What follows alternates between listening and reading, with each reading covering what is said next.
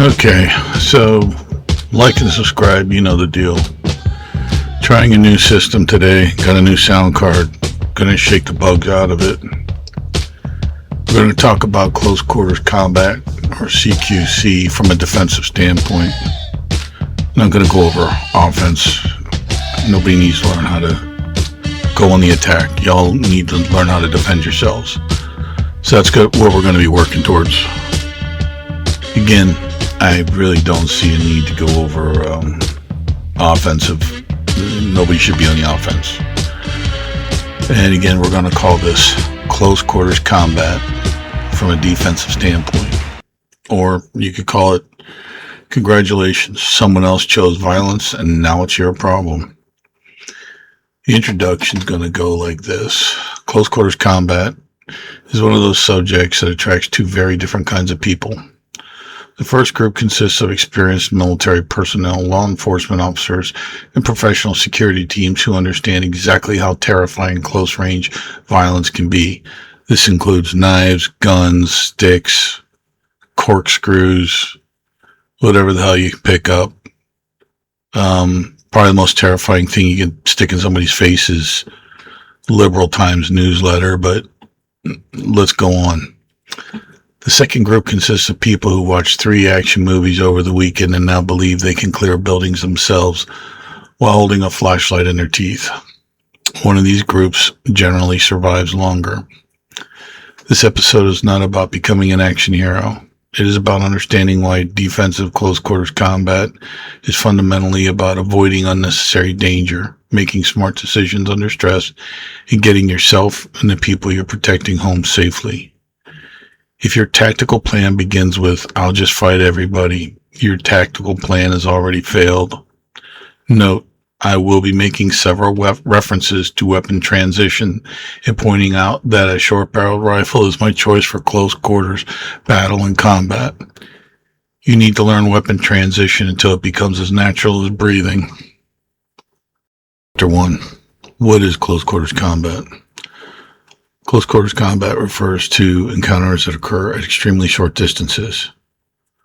Think about it like this: inside a house, in a hallway, in a stairwell, in a parking garage, in an office building, in a convenience store, hotel corridors, in or around vehicles.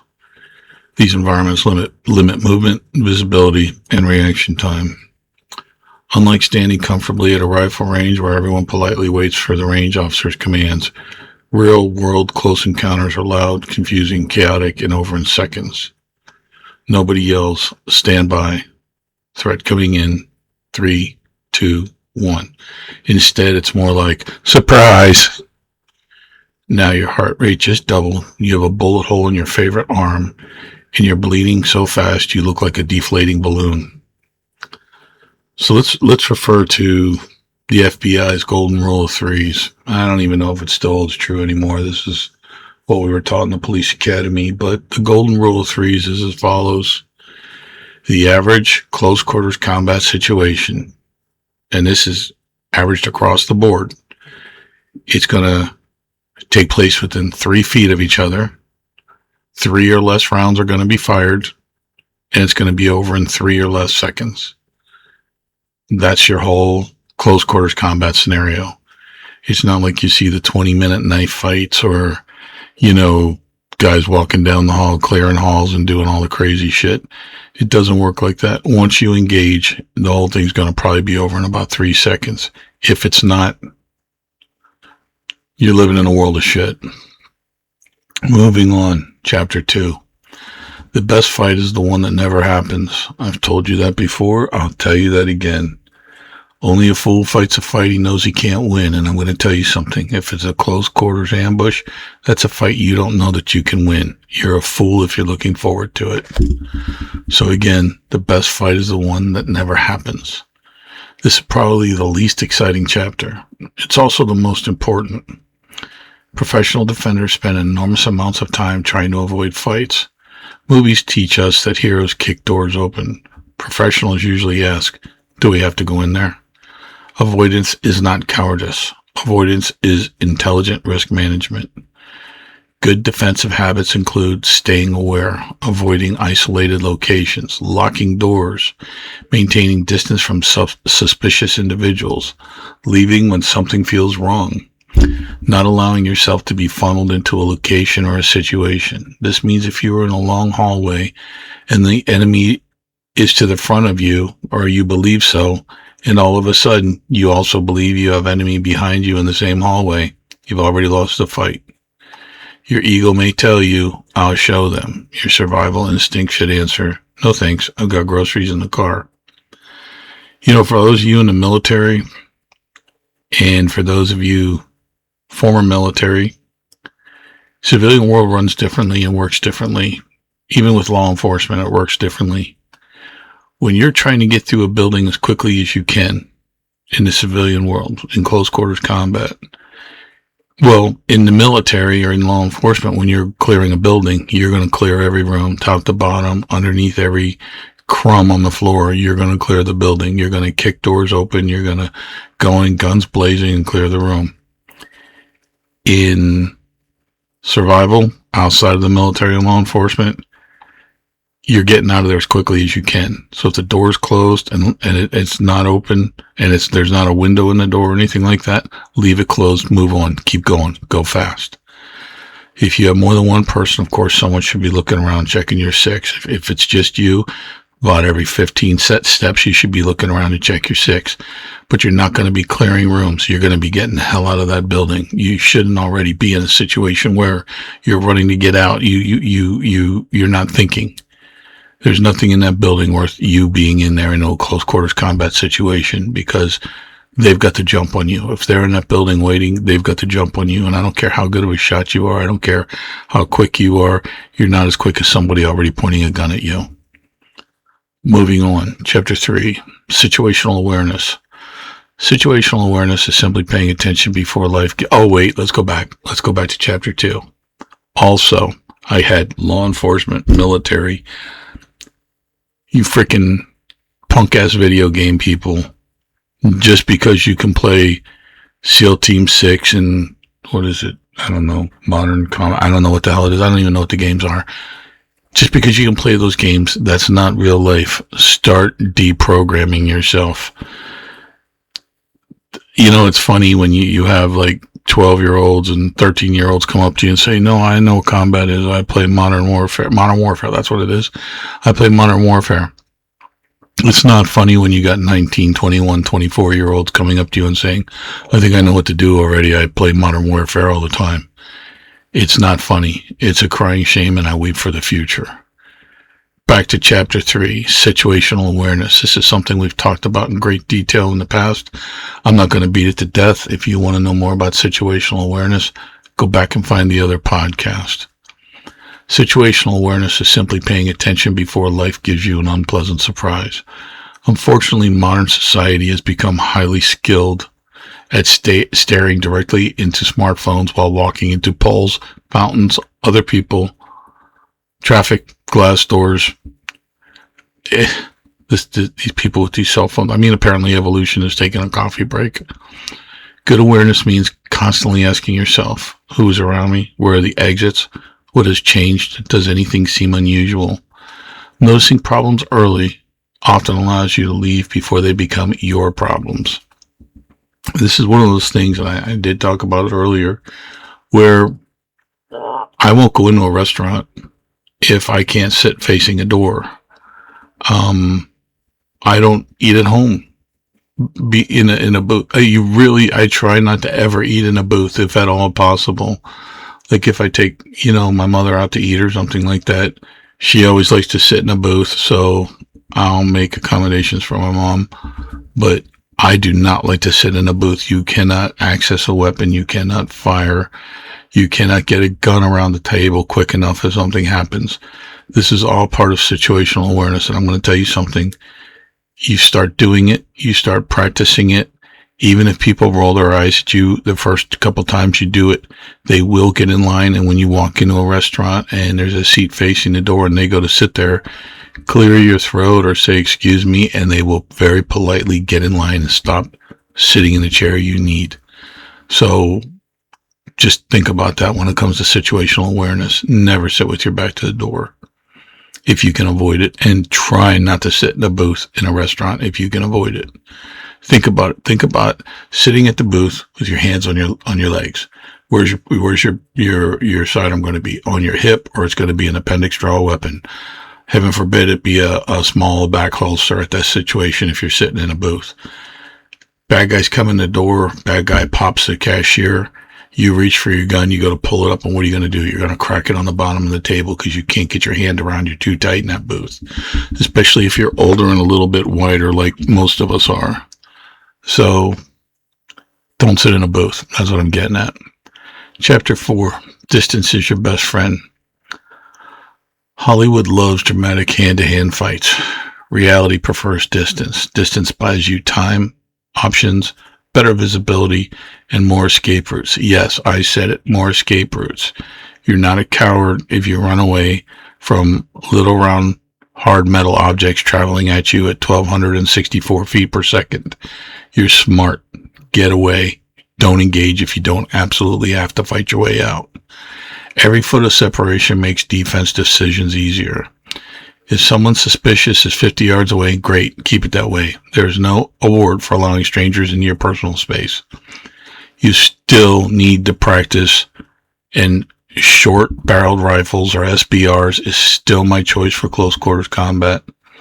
Now, if it's a real tight hallway, like an apartment, or, like a dorm room, or a something like that, where the hallways are really tight, like if you've ever been in like a apartment building in Asia or in the Philippines, man, them hallways, you almost got to turn sideways to walk down.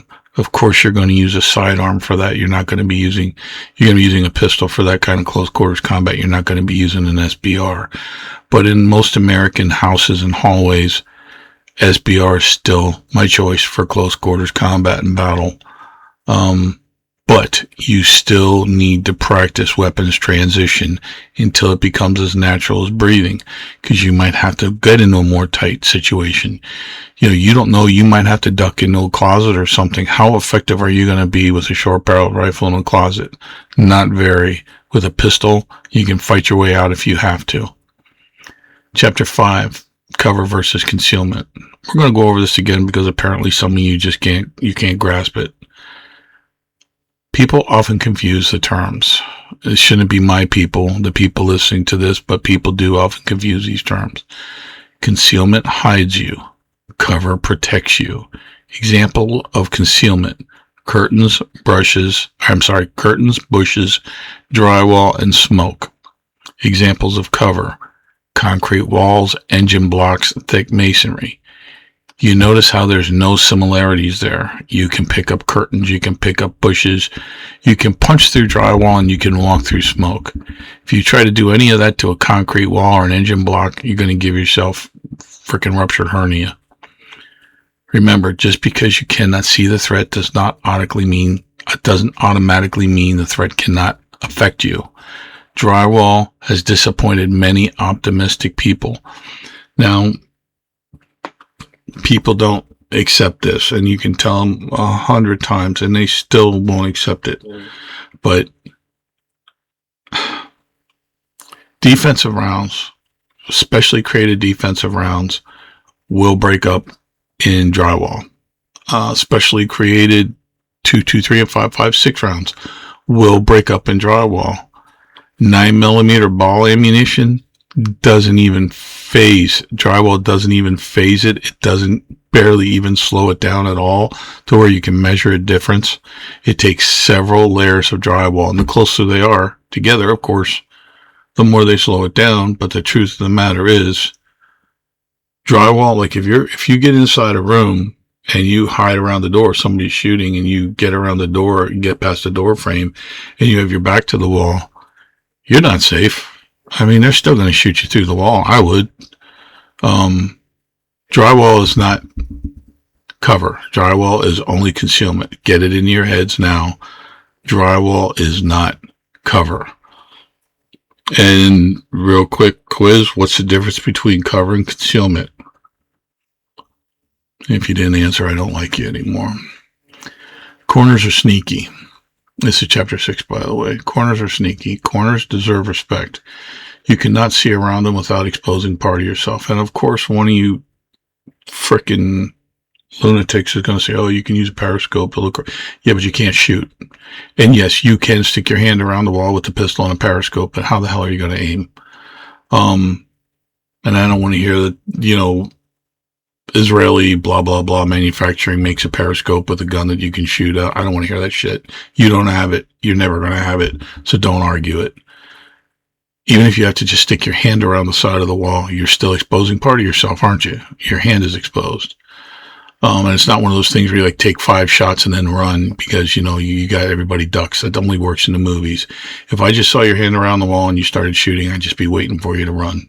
I let you shoot your rounds, and as soon as you break your cover, there's a wall of lead coming at you. So corners deserve respect.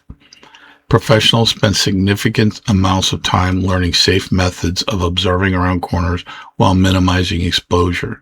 Even the highly trained professional puts themselves at risk when navigating a corner. You can train for weeks, and it is still one of the most difficult obstacles to navigate. The reason being the enemy already has the jump on you, most likely the optimal firing position, and they know where you are before you know where they are. For ordinary citizens, the better answer is often don't voluntarily go around dangerous corners if you don't absolutely have to. It's an amazing strategy. It's also highly underrated. It's not sexy, but it's safe. Chapter 7, Doorways. Doorways are natural choke points. They funnel movement. They restrict options. They create blind spots. Defensively speaking, never assume a doorway is safe because you walked through it before. Threats can appear quickly. Entering unknown spaces without necessary... But let's go over that again. Entering unknown spaces without necessity dramatically increases risk. If escape is available instead of entering a dangerous area, escape wins. Every single time. You need to get this out of your heads. I get these emails from you guys and I feel like you're not listening. I feel like you're going to be putting your lives at risk because of some stupid ideology where you can't run away from a gunfight, or you can't hide and not enter a room, or you can't just not engage. You just stay undercover until the bad guys go away because of some invisible code of honor that you learn from watching movies. That's not how life works. That's how death works. You stay hidden if you can stay hidden. You avoid a confrontation, a deadly confrontation at every possible opportunity. You do not engage unless you absolutely have to. That's why I'm only teaching you guys defensive. If you want to learn offensive, you prove to me that you understand what defensive is. I need a 500-page or a 500-word essay from every single person. I need it from 25 people. I need a 500-word essay saying why defense is their chosen method of approaching close quarters combat and close quarters battle. If I get 25 people to send me an email, 500, well, let's make it 250 words. 25 people send me 250 words why defense is their chosen approach to close quarters combat. Maybe we'll go over some offense. But until that time, I don't believe it's sunk in enough. And I'm not going to put your lives at risk giving you these delusions of grandeur, whatever the fuck the word is. Chapter 8, Communication. Stress makes communication surprisingly difficult. People stop listening. People start yelling. People misunderstand. Good communication can be calm, simple, and direct. Examples include stay behind me, move now, call 911, exit now. Long speeches belong in courtroom dramas, not in emergencies. This is also, I'm not going to go into the whole story, but I was at an active shooter training for school systems. And the first thing that was identified when the police started walking in on when the coppers started walking in on the scene and they really had good makeup. These kids were all shot up and stuff. They looked real. Some of them are screaming, some of them are yelling, some of them are crawling through pools of blood. Very traumatic to watch this.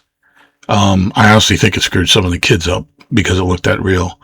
But the first thing that was identified was police departments from different municipalities couldn't talk to each other because they didn't practice the same language. They used different TIN codes. They used different color codes. They used different radio frequencies. Some of them were tying up the radio because they felt it was their duty to give a 5-minute encapsulation of what was going on, and nobody else could get on the radio. Nobody else could cut in. People don't understand 3 to 5 second burst. Get the hell off the radio. Wait to see who talks next. Long speeches belong in courtroom dramas, not in emergencies. It's the best advice I can give you. If you've got a ham radio and you're trying to tell your group to move, you say move. You don't say, okay, Brian, you move on 3. Steve, you move on 10.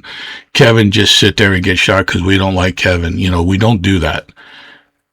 It's short burst of information is the best way to communicate, especially in an emergency situation.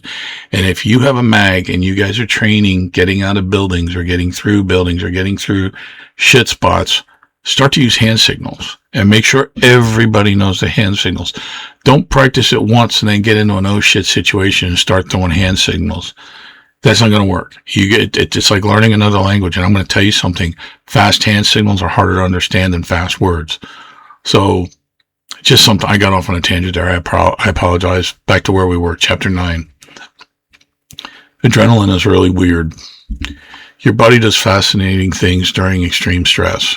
You may experience tunnel vision, rapid heartbeat, shaking, distorted time perception, difficulty hearing, and even memory gaps. Congratulations, your body is activated. Survive first, explain later. This is completely normal. And if you don't think you can get hit with all the things on that list all at once, you're crazy. Training exists largely to help people function despite these reactions. Now, I was watching the new state police training for engagement on ranges, engaging a tactical threat and stuff, and they're doing a fantastic job. The way Pennsylvania State, I saw it on YouTube. I was just scrolling through. I don't know why Pennsylvania State Police came up, but it did. So I watched it. And they're doing stress training. They're throwing stuff at them. When they hit them with a water balloon, whatever they hit them on, they have to apply a tourniquet. Phenomenal training. Y'all should incorporate that into your training. You think it's hard to do things under stress, or you think you're good at doing things under stress. Tell you what you do. Take the shoelaces out of one of your shoes. Take them out of one of your boots, not the cheat ones where you wrap them around the tongues and you don't have to go through the holes. Take your bootlaces out of one of your boots. And while you're sitting there, have somebody start throwing a bucket full of water balloons at you and spraying you with the hose, and you try to lace that shoe. That is nothing compared to combat situations. But you go ahead and try to lace that boot while somebody's hitting you in the head and face with water balloons. You can't do it. I don't give a shit who you are. And if you can, there's something wrong with you. Rapid heartbeat. Now, this is something else you got to take into consideration when you're in a situation like that. If you're in a situation where you're on a rooftop and you're providing cover fire, when your heartbeat picks up, your breathing picks up, and every breath you take, you're probably going to come off target if it's far enough away. You need to get that shit under control. Distorted time perception, if you have to, you need to use some kind of a timer or an alarm clock. Hold on a second. I apologize, that noise you heard bleeding through in the background. My fiance loves classic old movies, and so do I. Yeah, but she really loves them, and some of that noise was bleeding in through the background, so deal with it. Let's move on to chapter 10. The home defense mindset. People imagine defending their homes as if they're starring in an action movie. Reality is much less glamorous. The priorities are protect loved ones, get everyone to a safe location if possible, contact emergency services if emergency services is functioning, and avoid unnecessary confrontation at all costs. The goal is not to clear every room in your house. Searching through an entire home alone creates unnecessary risk because you cannot see every angle all at once. Does this sound familiar? Didn't we just talk about this? Sometimes the smartest defensive decision is to secure yourself and others in a safe location while waiting for help if circumstances allow it. Okay, chapter 11. Here's your common mistakes. This is what people do. This comes up in drills when you practice, even. Some mistakes include playing the hero. You are not required to investigate every suspicious noise. Sometimes a raccoon wins. Sometimes a cat knocks something over. Sometimes your teenager is looking for cereal at 2 a.m. Nothing says future bad decision quite like I've seen every action movie ever made. Experience matters, fantasy does not. Panic. Panic narrows thinking. Slow, deliberate decisions generally outperform frantic guessing.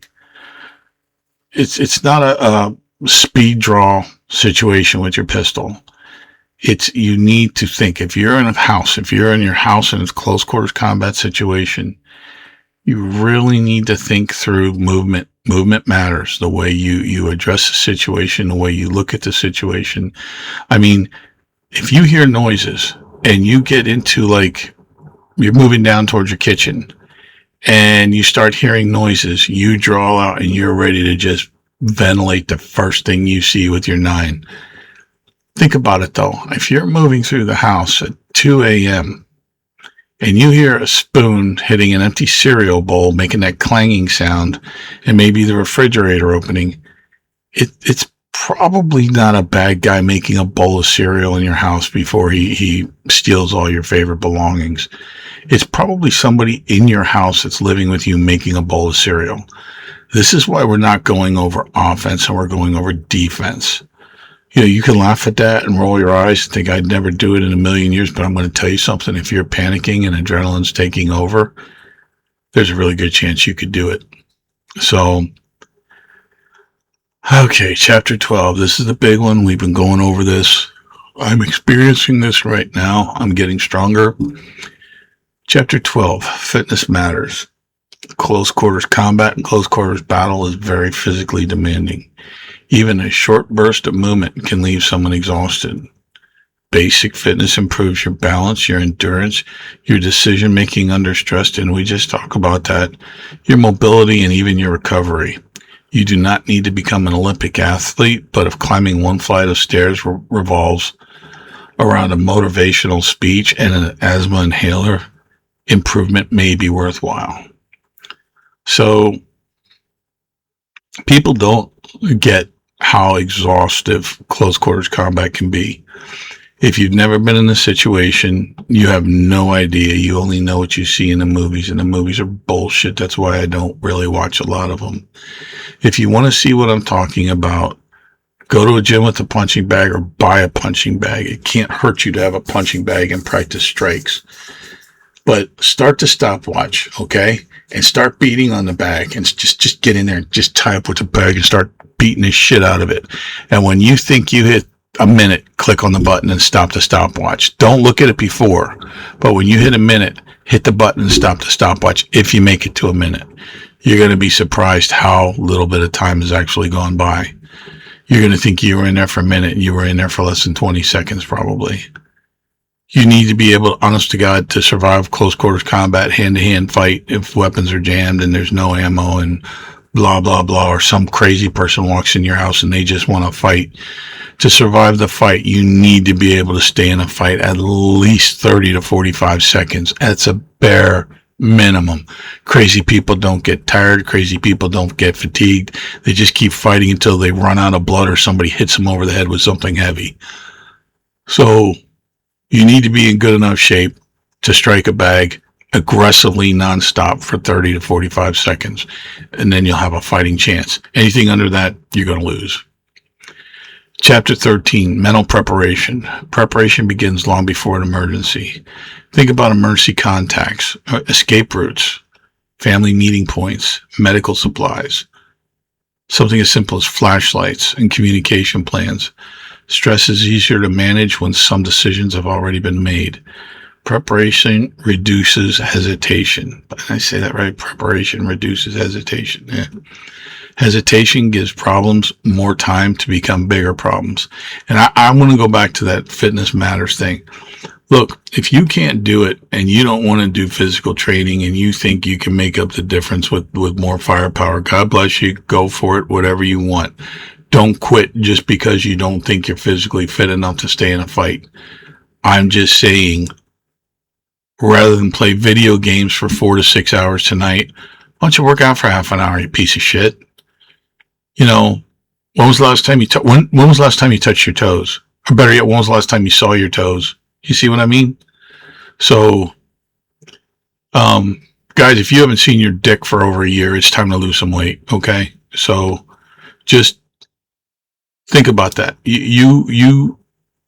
I know most preppers think they can make up the fitness gap with higher powered weapons and higher powered weapons and higher powered weapons. The truth of the matter is, you probably won't. I don't want to be the bearer of bad news, but your reaction time, if your physical fitness level is so bad that you couldn't stay in a fight for 30 seconds, your reaction time is going to be horrible. And your reaction time on a range is nowhere close to what your reaction time is going to be like in real life. So take it to heart. You know, even if you just work out for half an hour, that's more than you did the day before. Try to get it up to where you're working out for an hour. I'm not at an hour yet. I'm trying to do all closed circuit, circuit training, getting my stamina up and everything. It's kicking the shit out of me, but I'm not going to quit. Failure is not an option. So let's go over chapter 14. It's the final thoughts. Man, did I write 14 chapters on this? Holy shit. Okay, final thoughts. Close quarters combat is one of the most dangerous environments imaginable because everything happens fast. Distances are very short and there's little room for error. I'm going to tell you something. There's no room for error. From a defensive standpoint, success is measured less by winning a fight and more by avoiding one, protecting yourself and others, and making sound decisions under pressure. And again, you got to get this, I got to fight because that's what men do, out of your head. Even if you won one, even if the last person that came into your house, you kicked their ass and knocked them under the table and kept kicking them in the teeth, until they, changed their religion. That's one thing. That's great. But that doesn't mean the next guy that comes into the house isn't going to be in better shape or absolutely nuts off the bus, crazy as fucking a box of cuckoo for Cocoa Puffs, idiots. You don't know. You don't know what you're going to be up against. That's the thing about close quarters combat. You don't know until it's in your face.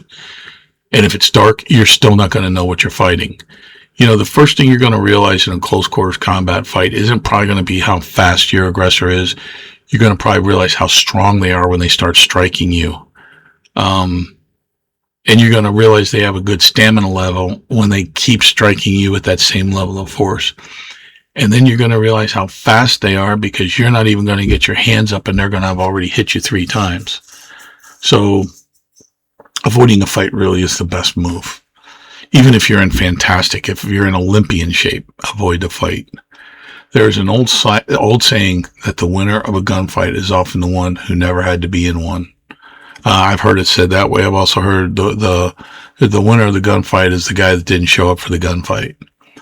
Well, that's a simplification. It captures an important truth. Awareness, planning, communication, and good judgment are usually far more valuable than bravado. Bravado will get you killed, or even worse, the people you're supposed to be protecting, because once you're gone, who's going to protect them?